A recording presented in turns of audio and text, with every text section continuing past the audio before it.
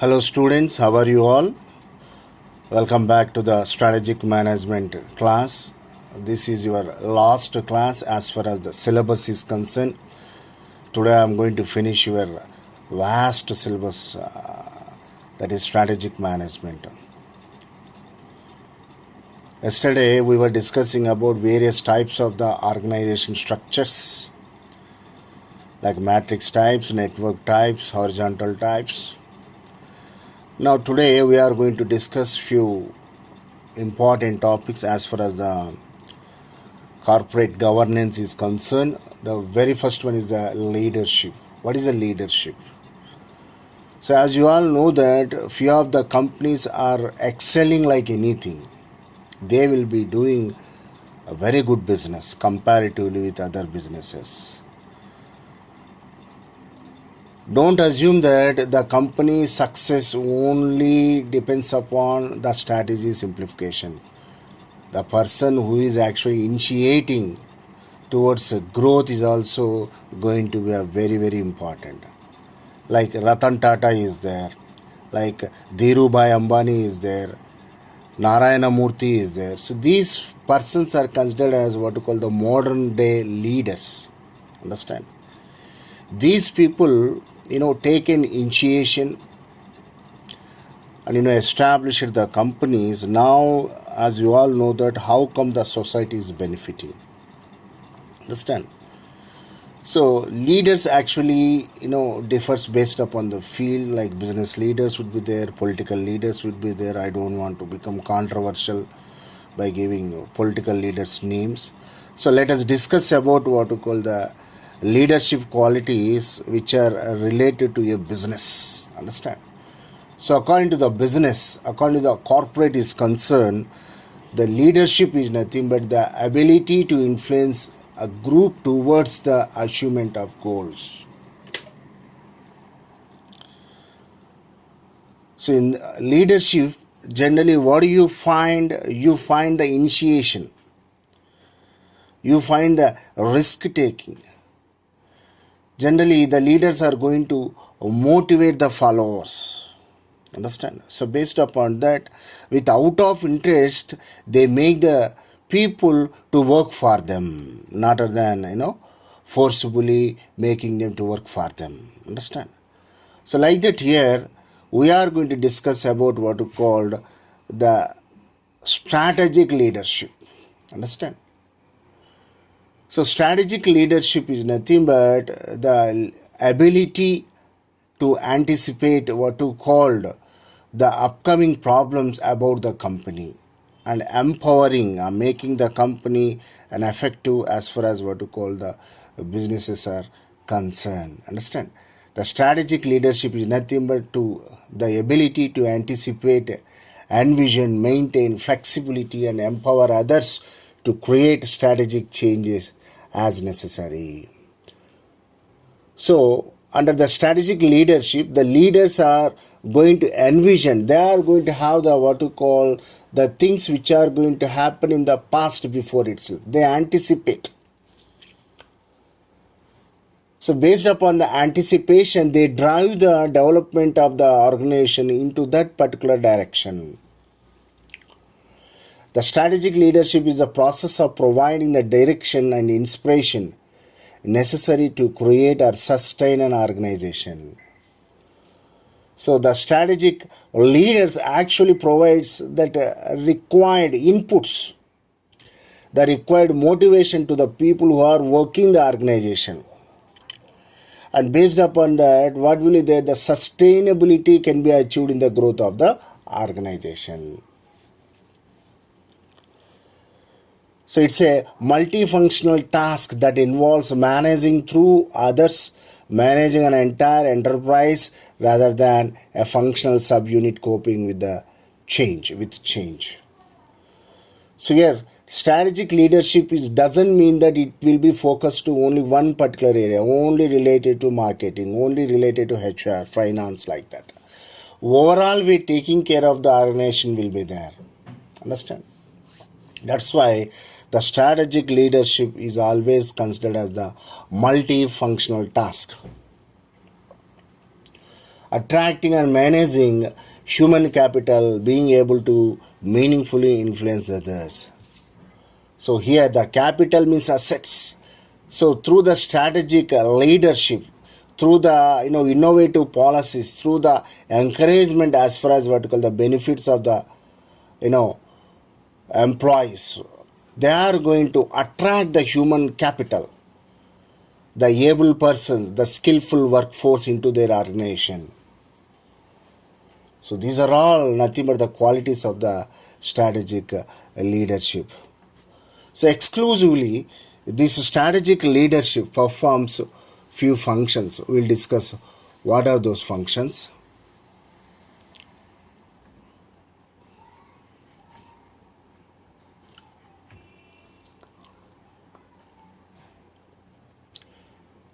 So the first one is determining the strategic direction.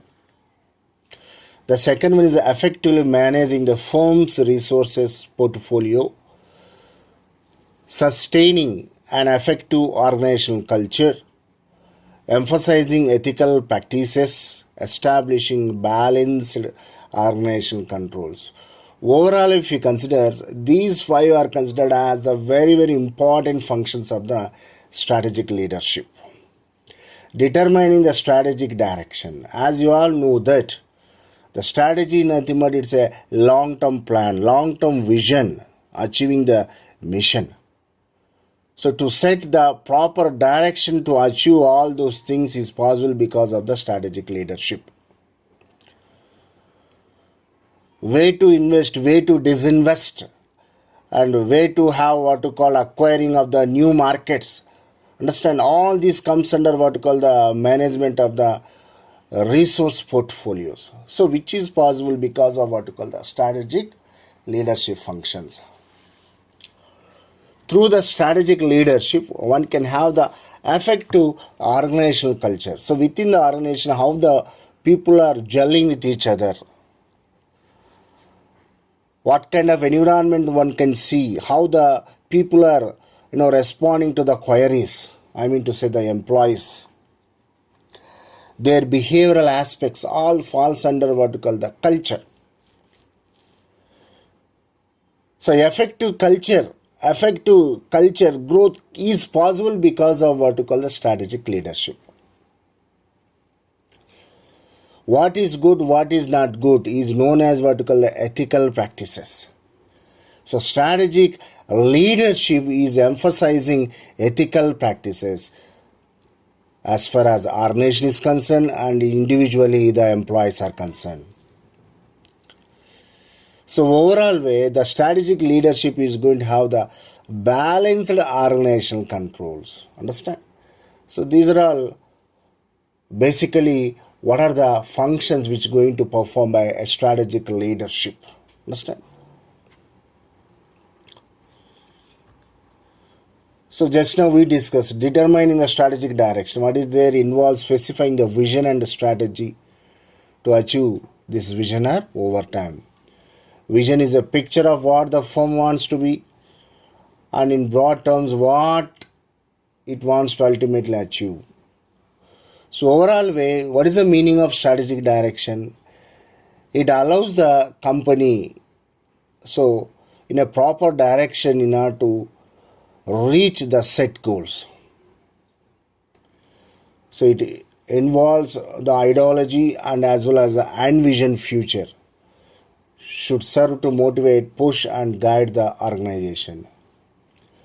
So the strategic leadership is going to give the wanted push whenever the company or the organization required for that, and as well as which provides the appropriate guidelines also.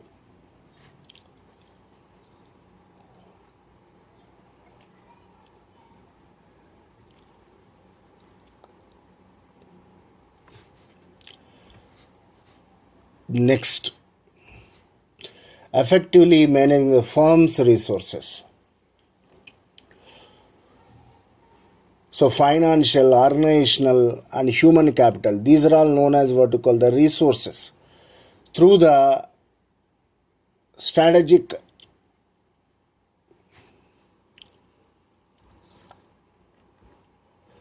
leadership, it is possible for the organizations, isn't it, to understand the ability of the financial, organizational, human capital, and driving them in an appropriate way. Firms' resources must be managed in a way that is consistent and supportive of the strategies.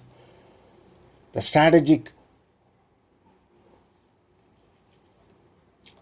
leadership is going to provide, the way, so that the resources in terms of what to call the capital, in terms of the employees, in terms of other resources, to become the supportive of the what to call the company. So these are all some of the what to call benefits as far as what we call effectively managing the firm's resources portfolio is concerned. So here we are going to understand the sustaining and effective organizational culture. So what do you mean culture? Ideology, symbols, core values shared throughout the firm and influence the way business is going to be conducted. So through the strategic kind of what you called leadership, one can have sustainability as far as the effective organizational culture is concerned. Like that, the emphasizing ethical practices. So personally and as well as what you call organizational way, which is going to guide to the employees and as well as what you call the organization, what is good, what is not good for the betterment of the organization. So these are what you call the explanation regarding the emphasizing ethical practices. So establishing balanced organizational controls.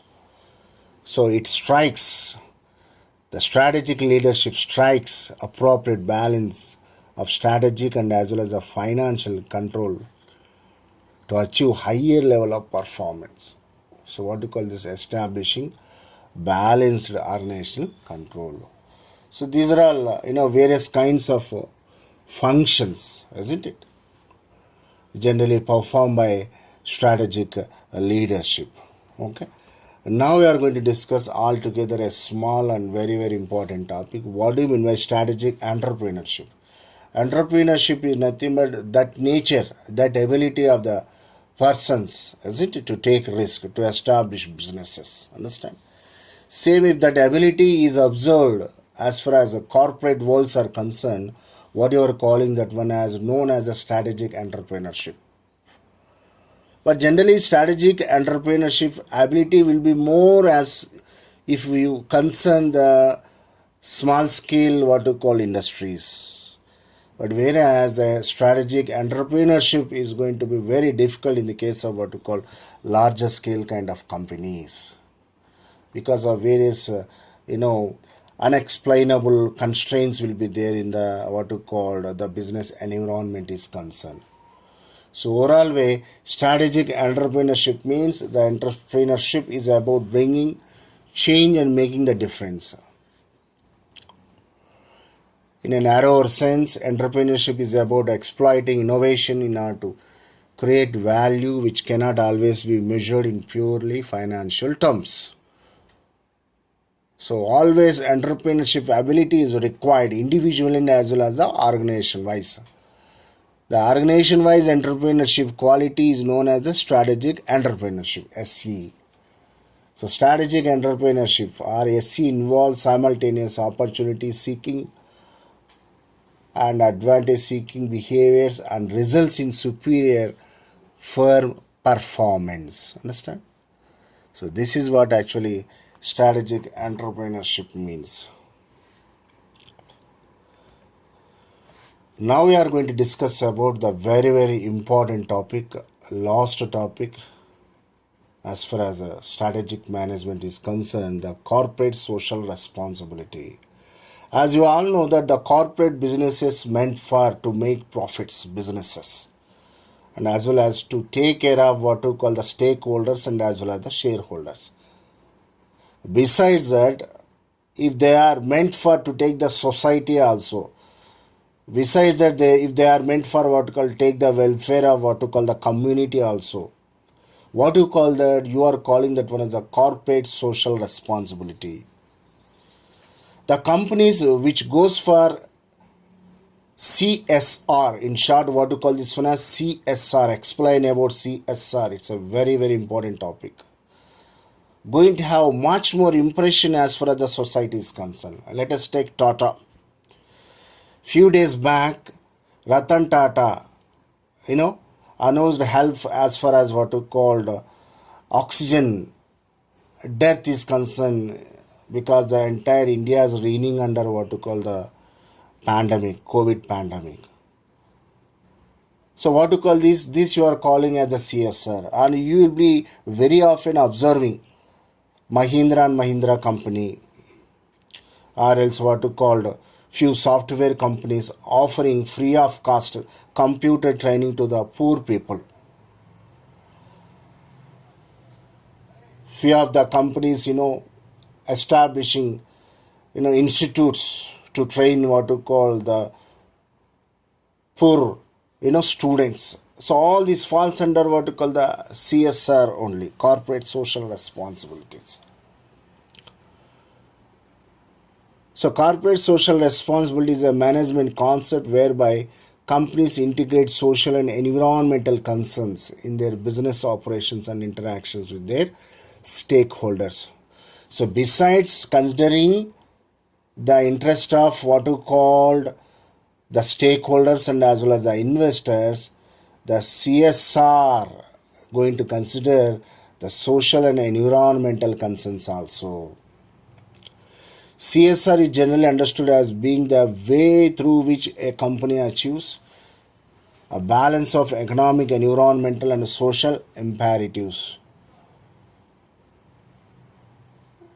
So these three are called as triple bottom line approach. So economic, environmental, social imperatives. So to have the balance in these three things are very, very important, which can be achieved by the CSR.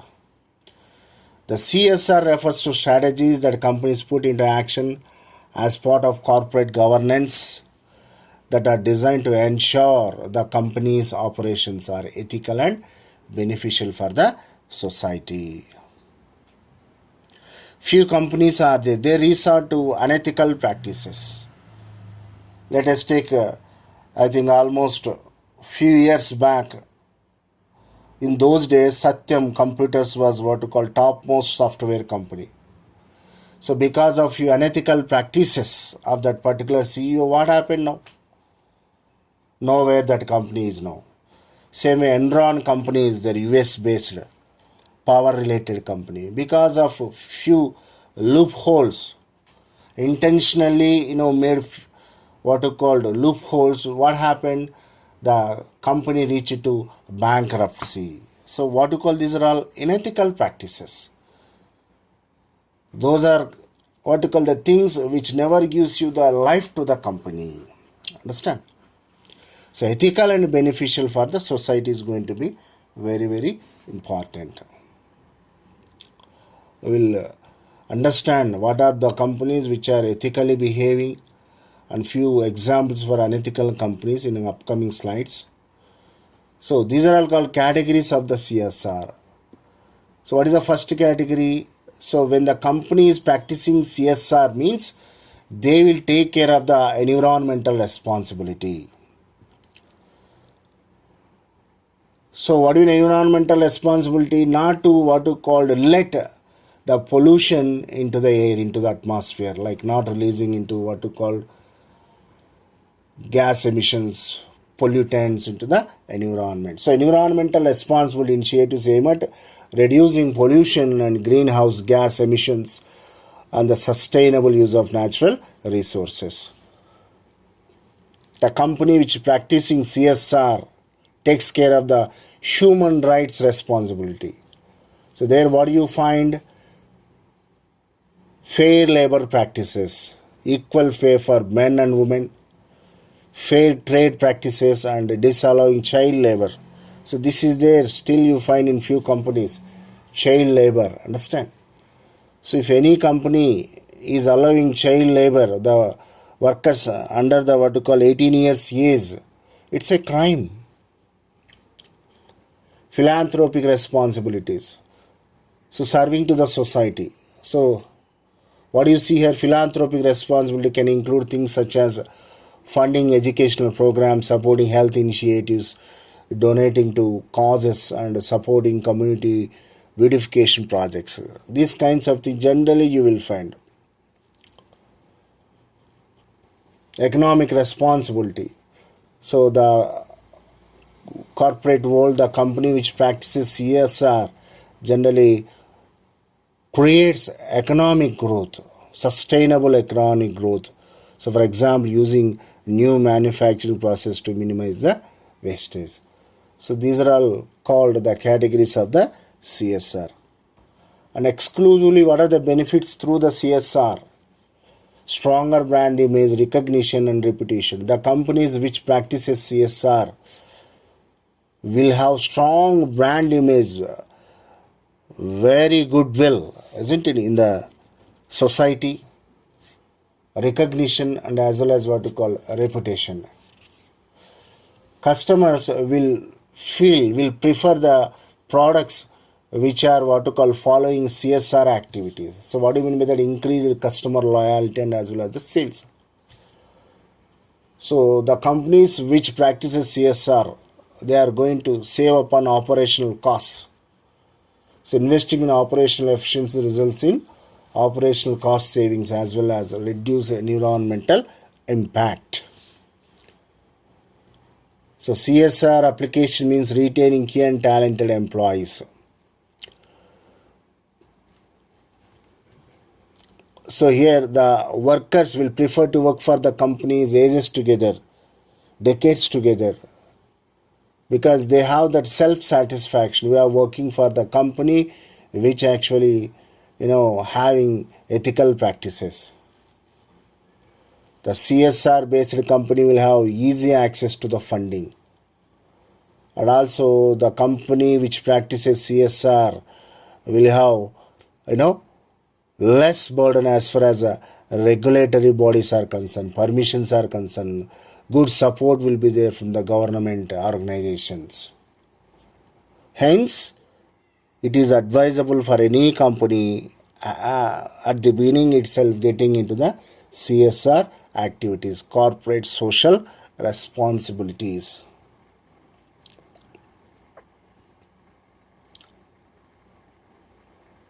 Best example for CSR practices is Infosys.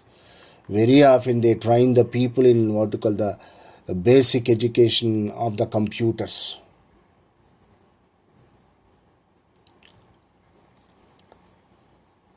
So the related one more topic is business ethics. What is good, what is not good. Understanding is nothing but ethics. Business way means the things which are going to be considered ethically practicable. The business ethics refers to contemporary organizational standards, principle, sets of values and norms that govern the actions and behavior of an individual in the business organization. What to be done, what need not to be done to the society, to the people, to the customers is known as what we call ethics. So business ethics is the study of appropriate business policies and practices regarding potentially controversial subjects, including corporate governance, insider trading, bribery, discrimination, corporate social responsibility, fiduciary responsibilities. Now, the comparison between business ethics as well as the CSR. So ethics concerns individual actions that can be assessed as right or wrong with reference to the moral principles. But whereas CSR is about the organization's obligation to all stakeholders, not just shareholders. CSR is about tangible corporate practice, while business ethics is more about the values driving business decisions. So most of the times business ethics means individually the way of what you called getting the results, whereas CSR means organizational way conducting what you called the businesses. Okay.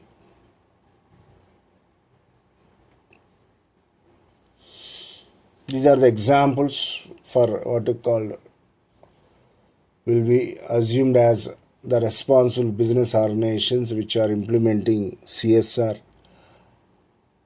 Alcoa company, a aluminium company, was rated as one of the most ethical companies by Ethisphere magazine. And General Electric Corporation's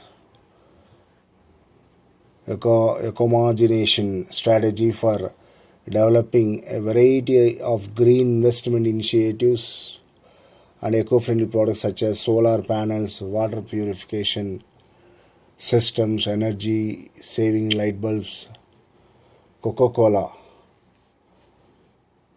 a leading manufacturer of beverages, emphasize global water stewardship. So these are the few examples which are effectively practicing a business along with the CSR activities. Let us see the next one. Noted irresponsible business corporations. So Nike factories in Asia were criticized for employing young children in extremely poor working conditions. Child labor. This company had been encouraged child labor. It was there in the news. Explosion at Union Carbide Limited Bhopal case. You know very well. Completely unethical way of doing business. So in the year 1984 caused thousands of deaths and rendered many people because of leaking of what you call gas. Fraudulent accounting manipulations led to collapse of Houston-based Enron Corporation. James Hardy was criticized for its failure to provide compensation to people affected by the asbestos related diseases. Okay. So finally, what is advisable? Doing business coupled with CSR always going to reward the company permanently. Okay. So today what we have covered. So these are the few examples. Business ethics for CSR. Business benefits of CSR, brand image, customer loyalty, sales, operational cost, key talented employees, easier access to funding, regulatory burden. What are the categories? Environmental responsibility, human rights, philanthropic responsibility, economic responsibility. What do you need? CSR, integrate social and environmental concerns. Came to know strategic entrepreneurship. So balance organizational controls, emphasizing ethical practices, sustaining an effective organizational culture, effectively managing the firm's resource portfolio, strategic leadership functions. These are all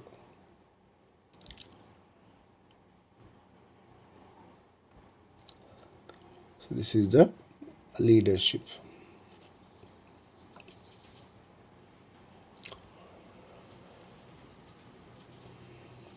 So this finishes your complete strategic management syllabus. Somewhat very vast syllabus. I tried my best to cover up all the topics in available time. But still, if you have any doubts,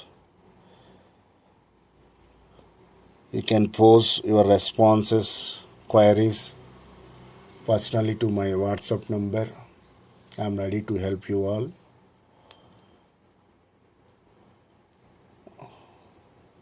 Hope you do well in this examination. All the best to you. Thank you so much.